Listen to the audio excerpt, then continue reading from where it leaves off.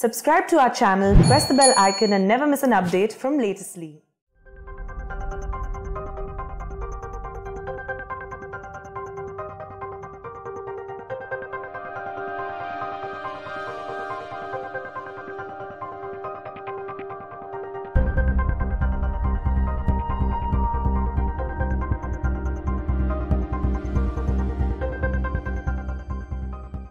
Last night, operating on my orders, the United States military forces successfully moved a major terrorist threat to the world, the global leader of ISIS, known as Haji Abdullah.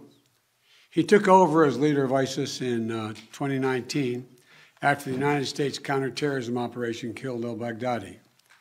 Since then, ISIS has directed terrorist operations targeting Americans, our allies, and our partners, and countless civilians in the Middle East, Africa, and in South Asia.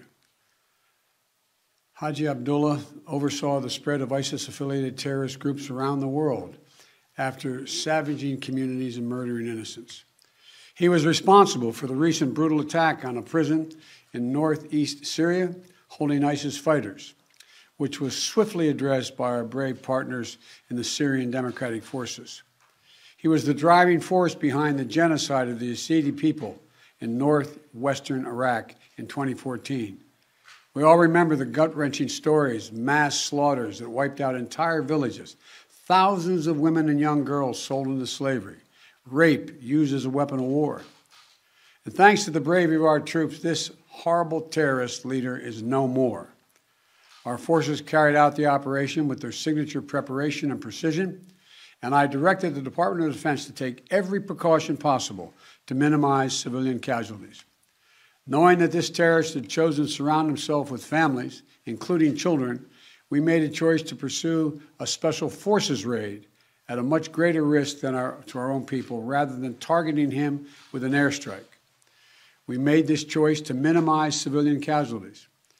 Our team is still compiling the report, but we do know that as our troops approached to capture the terrorist, in a final act of desperate cowardness, he, with no regard to the lives of his own family or others in the building, he chose to blow himself up, not just to the vest, but to blow up that third floor, rather than face justice for the crimes he has committed, taking several members of his family with him, just as his predecessor did. I'm grateful for the immense courage and skill and determination of our U.S. forces, who skillfully executed this incredibly challenging mission. The members of our military are the solid steel backbone of this nation, ready to fly into danger at a moment's notice to keep our country and the American people safe, as well as our allies. And I'm also grateful to the families of our service members.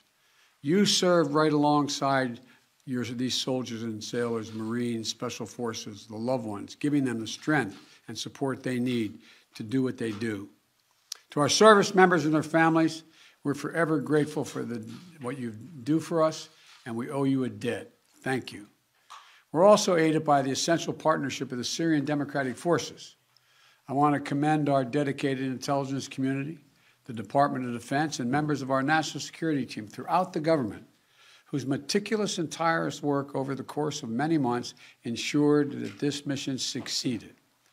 This operation is testament to America's reach and capability to take out terrorist threats no matter where they try to hide anywhere in the world. I'm determined to protect the American people from terrorist threats, and I'll take decisive action to protect this country. And we'll continue working with our close allies and partners, the Syrian Democratic Forces, the Iraqi security forces, including the Kurdish Peshmerga, and more than 80 members of the global coalition to keep pressure on ISIS to protect our homeland. We remain vigilant. We remain prepared. Last night, U.S. Special Operations Forces, under the control of U.S. Central Command, conducted a counterterrorism mission in northwest Syria that resulted in the death of ISIS leader Abu Ibrahim al-Hashimi al-Qurayshi, also known as Haji Abdullah. Haji Abdullah was a very hands-on leader and involved in many day-to-day operations of ISIS, and certainly keenly interested in restoring the lethality and the higher op tempo that ISIS had once enjoyed. So his death, we believe, dealt a significant blow to ISIS. You've already heard from the president this morning, and I think you've probably seen a statement that Secretary Austin put out, joining the president in commending the professionalism and the skill, the readiness exhibited by our forces in this operation, particularly with the extensive regard towards safeguarding innocent life that we knew was located there at the target's location. And while the cowardly actions of Haji Abdullah and a small number of his followers resulted in the tragic death of at least 3 innocent civilians, the calculated efforts of our forces succeeded in protecting more than 10 women, children, and babies.